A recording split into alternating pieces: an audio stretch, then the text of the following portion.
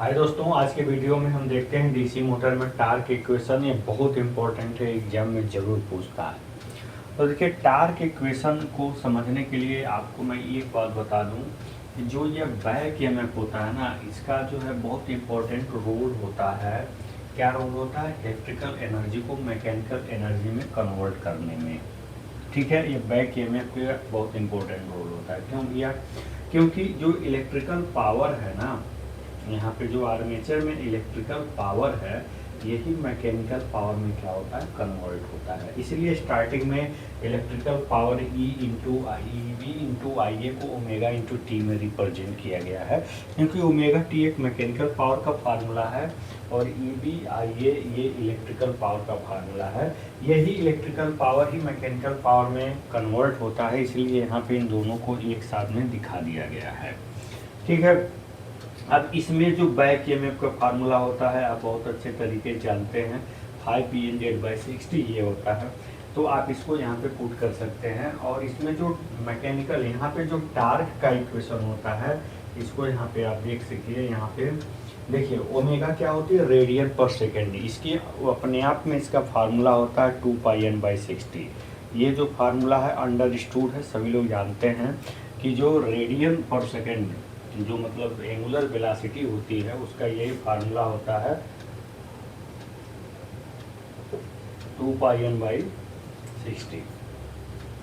ठीक है, ये ओमेगा का फार्मूला ही होता है। यहाँ पे इन चीज़ों को रट लीजिए, आगे समझाएंगे कि कैसे जो है ऐसा होता है, क्योंकि इन सारी बातों को इसमें हम बताने लगेंगे तो वीडियो बहुत लंबी हो जाएगी दोस्तों। तो इस ओमेगा की वैल्यू उठा के यहाँ पुट करेंगे और ई बी की वैल्यू जो ऊपर आपने डिस्कस किया था उसको उठा के यहाँ पुट करेंगे।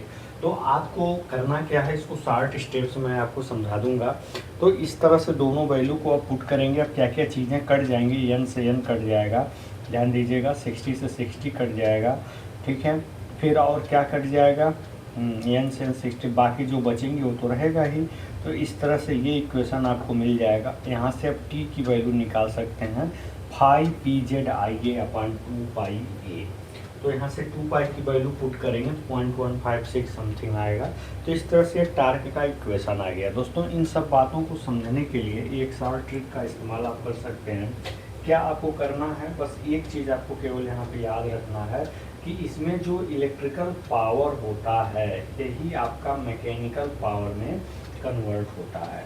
तो ईवी का फार्मूला आप रख देंगे जो ईएमएफ जनरेटर में इंड्यूस्ड होता है, और ओमेगा का फार्मूला 2πn/60। बस इतना ही करने से इस टी की वैल्यू आ जाएगी।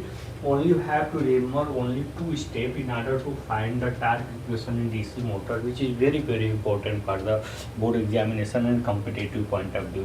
ये जो है बोर्ड एग्जामिनेशन और कम्पिटेटिव पॉइंट ऑफ व्यू दोनों के लिए बहुत इंपॉर्टेंट है, क्योंकि इस तरह का इस पर आपको क्वेश्चन आपके कंपटीशन में देखने को मिलते हैं।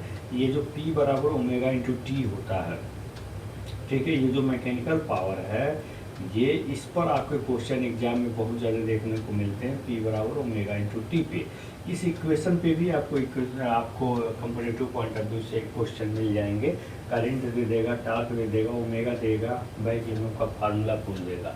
तो बच्चे अक्सर वहाँ कंफ्यूज हो जाया करते हैं कि भैया हमने टार्क का ये क्वेश्चन पढ़ा है और इस तरह का क्वेश्चन पूछ दिया है। तो देखिए, हम कॉम्पिटिटिव क्वेश्चन भी लाएंगे जो बोर्ड एग्जाम जो आपके डिफरेंट कंपटीशन में पूछे गए हैं। उसके लिए आप थोड़ा सा सपोर्ट करिए, अपने दोस्तों के बीच वीडियोज़ को शेयर करिए, ताकि हमें वीडियो बनाने में क्या लगे, अच्छा लगे। क्योंकि देखिए, वीडियो बनाने में बहुत परिश्रम लगता है, समय लगता है। तो आप जब सपोर्ट करेंगे तो हमें एक मोटिवेशन मिलेगा।